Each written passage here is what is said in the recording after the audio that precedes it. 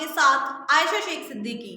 मेरठ में आजकल समलैंगिक लोगों की तादाद लगातार बढ़ती ही जा रही है। समलैंगिक लोगों द्वारा लोगों को परेशान करना, झूठे केस में फंसाना व ठगी करने के मामले लगातार बढ़ते ही जा रहे हैं। आपको बता दें, थाना बहसुमा क्षेत्र की रहने वाली प्राची नाम की युवती ने प्रदीप नाम के व्यक्ति, जो कि एक समलैंगिक व्यक्ति है, उस पर आरोप लगाते हुए बताया है कि वह उसके छोटे भाई को लगातार परेशान कर रहा है और उसकी झूठी रिपोर्ट कर झूठे केस में फंसाने की धमकी देता है तथा 5 लाख रुपए की मांग करता है, जिससे पीड़ित परिवार परेशान होकर एसएसपी कार्यालय पहुंचा और इंसाफ की गुहार लगाई। मैं मिंटू हूँ, ग्राम डालूहेड़ा से जी।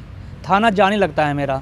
मैं परसों करीब शाम के 5 बजे करीब अपने घर पे बैठा हुआ था, तभी एक लड़का सनी भुल्ले तरुण सतिंदर मेरे घर के अंदर आके मेरे पास कहते हैं, भाई मिंटू क्या कर रहा है? मैं वहाँ बैठा हुआ था, कोई बात। उनके हाथ में एक मिट्टी के तेल की भरी हुई कैन थी, पूरी मिट्टी के तेल की कनी बह रही, और उसके तरुण सनी के हाथ में रोड थी।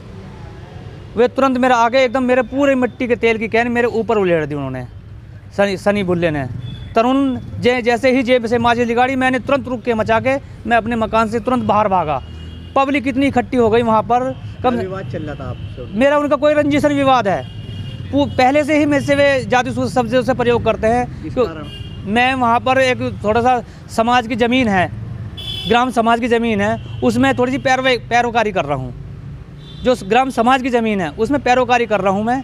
इसी मुझे रंजिशन, उसमें जान से मारने की कई बार धमकी दे चुके हैं। वे मेरे पूरे परिवार को जान से मारने की धमकी दे चुके हैं। मैंने तुरंत ये हादसा देख के पूरी पब्लिक इकट्ठी हुई डालूहेड़ा में। ऑन रोड मेरा मकान है, वहाँ कम से कम 100-200 आदमी वहाँ इकट्ठे हुए थे मौजूद। मैंने तुरंत 16 नंबर पर कॉल करके 16 नंबर बुलाई। वहाँ पर मौके पर 16 नंबर पहुँची। उन्होंने मुझे देखा, पूरे मेरा शरीर मिट्टी का तेल में भरा पड़ा था, पूरे कपड़े मेरे मिट्टी के तेल में भरे। स्थानीय थाने गए, फिर क्या? स्थानीय थाने में वहाँ से रिपोर्ट दे के वहाँ थाने में उन्होंने कहा कि शाम तक हम उन्होंने उठा लेंगे, लेकिन मुझे आज 3 दिन हो गए।